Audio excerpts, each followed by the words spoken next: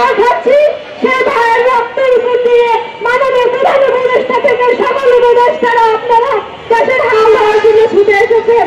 আমরা আপনাদের এই আসনে বসিয়েছি, কিন্তু সেই আসনের নিচে আমাদের ভাইদের রক্তের দাগ লেগে রয়েছে, আমাদের বিদ্যার্থী অভিভাবক বেদনা রয়েছে।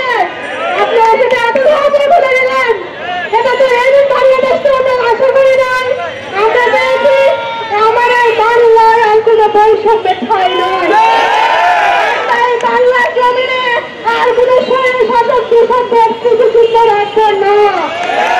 আমরা এখানে আন্দোলনের জন্য এসেছি, আমরা এখানে রাজনীতি করতে আসি নাই, নেতা করতে আসি নাই।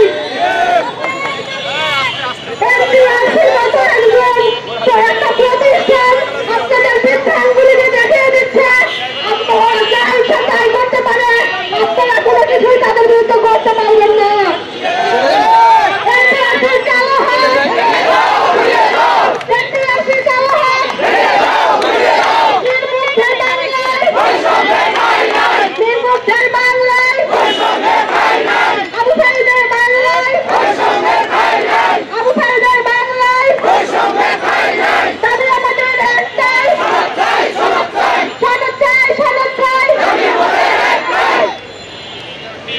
আপনারা যারা আমাদের সামনে উপস্থিত হয়েছেন আপনাদের বলতে চান এনটিআরসি যে চেয়ারম্যান স্যার উনি কতটা মেরুদণ্ডহীন, উনি কতটা কাপুরুষ হয়ে